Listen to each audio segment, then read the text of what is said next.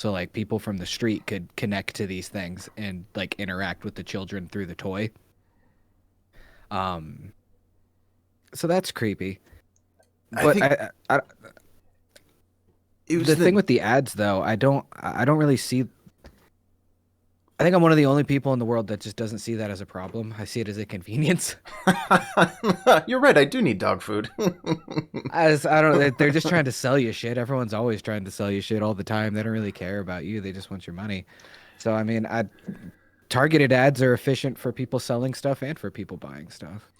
I think it just comes like the debate comes in like, okay, if they're listening to that, what else are they listening to? And then could something that you say be held against you in some sort of way? So if it was something where it's like, I don't like the government, like I can't stand them, whatever, is this going to come back to bite me in the butt? Like, is it going to be something where I'm not even allowed to speak in my own home without being like that being used against me? Because if they're taking what you're just saying and giving you ads, okay, well then if someone doesn't like you, and then just like I feel like it's a snowballing thing. It's the what if that people aren't like comfortable with. You can't So bring a logical fallacy into this, man. That's not fair. You can't use the snowball effect.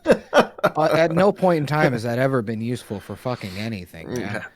Most of it, like my argument with that is just like honestly, no one gives a shit about you. Like they know what you're Thanks, talking Tristan. about, like in your like no one cares. Like if you're a high profile person, sure, or you're in a country where like you can't actually say shit. But dude, look at fucking Twitter. People don't mind saying what they think and all their crap all the time.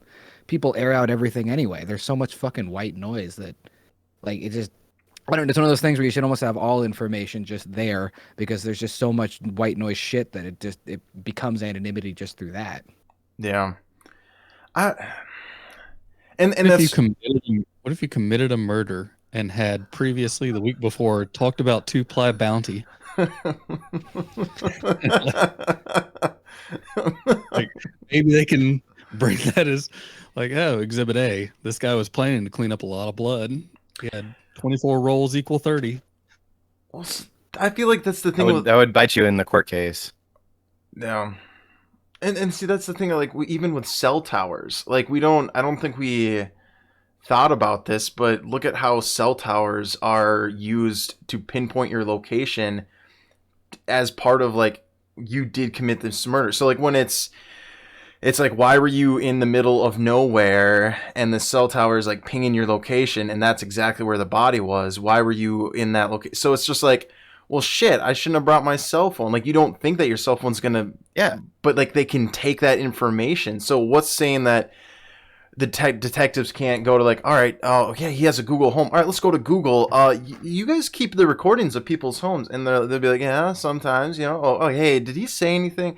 So it's a privacy thing, and I think if it was a no shit, like I don't know. I think even if people or even if companies said yes, we don't record anything, we don't keep any storage, I think there would still be that hesitation. So.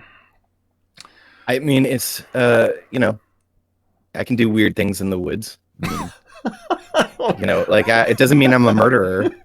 But you see what I mean? Where it's like, okay, well, the body was found on this side of the street, and It just says it's a coincidence. Simply a coincidence.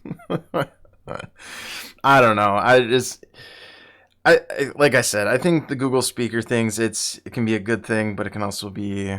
It could be a bad thing too. Like it's just technology. Well, I have a flip to this. I have a flip. Okay, so I've heard of guys like that drop all their rap albums and they specifically name their tracks and albums based on common commands to like a Google device or an Amazon device.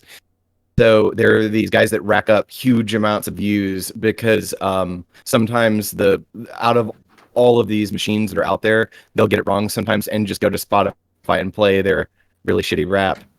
No way. Yeah, there's a documentary on it. It's really interesting.